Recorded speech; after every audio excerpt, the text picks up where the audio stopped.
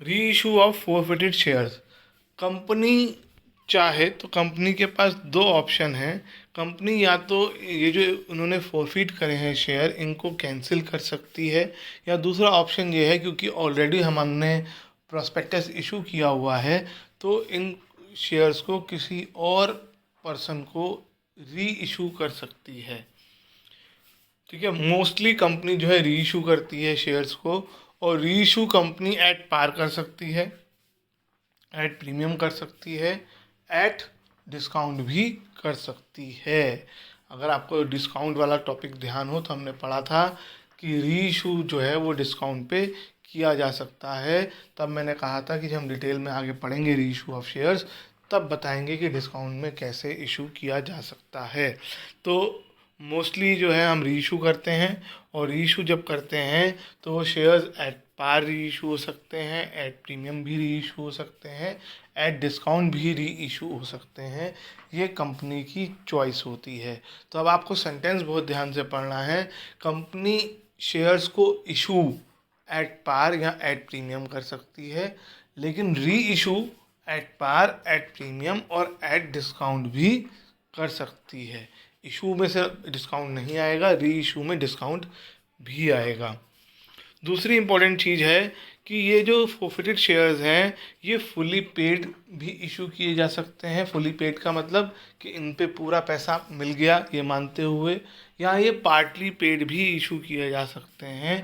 Partly paid का मतलब for example 10 rupees का शेयर है, और मैं जिसको शेयर दे रहा हूँ उसे कह रहा हूँ कि इस पे आपने 8 रुपीज़ पे किए हैं अभी, इस बेसिस पर आप हमें पेमेंट करें, बाकी 2 रुपये में फ्यूचर में भी कॉल कर सकता हूँ। तो these reissued shares can be fully paid या पार्टली पेड, और वही प्रीमियम डिस्काउंट एट पार सब हो सकता है।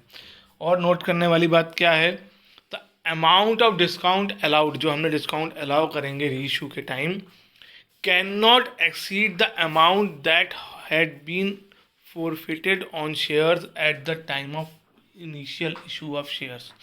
जब हमने शेयर्स को इशू किया, री इशू किया, शेयर्स को इशू किया था, उसके बाद उसको फोरफिट किया, तो जितना अमाउंट फोरफिट किया है डिस्काउंट उससे ज़्यादा ऑफ़र नहीं किया जा सकता। अगर इसे टेक्निकली समझें तो हम मैक्सिमम उतना डिस्काउंट दे सकते हैं री इशू के टाइम जितना हमें शेयर्स पर ऑलरेडी रिसीव हो चुका था। फोरफिटेड शेयर्स में कौन सी अमाउंट आती है, जो पिछले पर्सन ने, जिसको ये एक्चुअली शेयर्स दिए थे, उसने पैसे दे दिए थे, तो जितना पैसा उसने दे दिया है सिर्फ उतना ही पैसा हम री इशू के टाइम छोड़ सकते हैं, डिस्काउंट दे सकते हैं, उससे ज़्यादा नहीं दे सकते। And the discount allowed on issue of shares should be debited to forfeited shares account. जो भी डिस्काउंट हम देंगे वो फोरफिटेड शेयर या शेयर फोरफिटेड अकाउंट में डेबिट किया जाएगा। और उसके अगर मान लो हमने डिस्काउंट कम दिया है और फोरफिटेड शेयर्स अकाउंट में कोई बैलेंस बच जा रहा है, तो वो फोरफिटेड शेयर में जो बचेगा पैसा, फोरफिटेड शेयर में कौन सा पैसा बचेगा, जो मुझे पहले मिल गया था। मान लो 5,000 मिल गया था, अब जब मैंने री इशू करा तो मुझे उस पर 4,000 का नुकसान हो गया, तो 1,000 का जो मुझे मेरे पास पैसा बच गया, जो पहले मेरे पास फोरफिट, ये अभी आपको न्यूमेरिकली समझ आएगा, थ्योरी में थोड़ा सा टिपिकल लगेगा। जो 1,000 रुपये बच गया, ये कंपनी का फ़ायदा हुआ, क्योंकि कंपनी को 5,000 रुपये इस शेयर्स पे पहले ही मिल चुके थे। कंपनी ने जब ये शेयर रीइशू करे तो कंपनी का ने कहा चलो 5,000 पहले ही मिल गए हैं, तो मुझे 4,000 कम दे देना इन शेयर्स की वैल्यू के, तो 1,000 अभी भी मुझे फ़ायदा हो गया। ये फ़ायदा कैपिटल नेचर का है और इसे कैपिटल रिजर्व में ट्रांसफ़र किया जाएगा।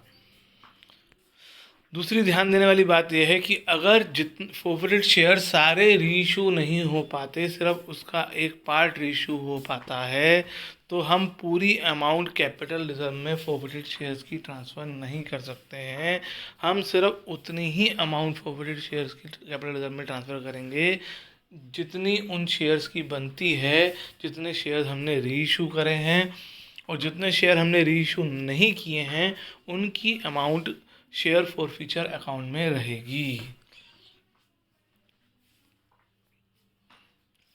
ठीक है, ये इसी पॉइंट का कंटिन्यूशन में, ये गलती से नेक्स्ट लाइन बन गया है। अब एंट्री क्या करते हैं, थ्योरेटिकली तो हमने पढ़ लिया, जब हम शेयर्स को रीइशू करते हैं तो हमारे पास पैसा आता है।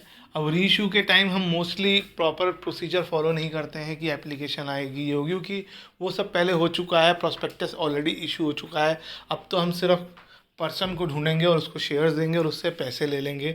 तो bank account debit to share capital. अब यहाँ पर दो पॉसिबिलिटी हैं, हम डिस्काउंट पे इशू कर सकते हैं, यानी जितना कैपिटल में लिखा है उससे कम अमाउंट हम रिसीव करें। अगर डिस्काउंट में इशू करेंगे तो यहाँ पर डेबिट में हमने डिस्कस करा थ्योरी में कि वो फोरफिटेड शेयर्स अकाउंट या शेयर फोरफिटेड अकाउंट में डेबिट हो जाएगा।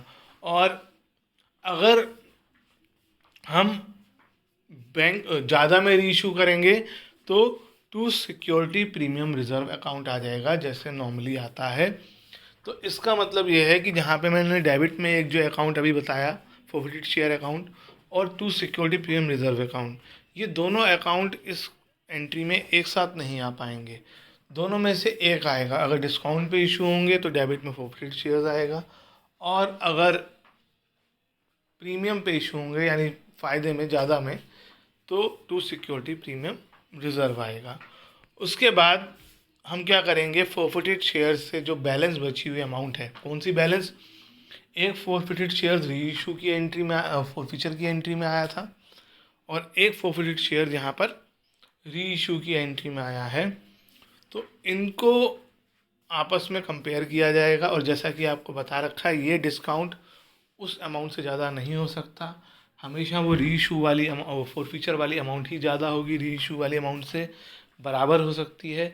जो भी अमाउंट फोरफिटेड शेयर्स में आएगी तो वो अमाउंट फोरफिटेड शेयर से कैपिटल रिजर्व में ट्रांसफ़र कर दी जाएगी, ताकि फोरफिटेड शेयर अकाउंट हमेशा के लिए क्लोज हो जाए और कैपिटल रिजर्व में ट्रांसफ़र हो जाए। ये दोनों एंट्री आपस में जुड़ी हुई हैं।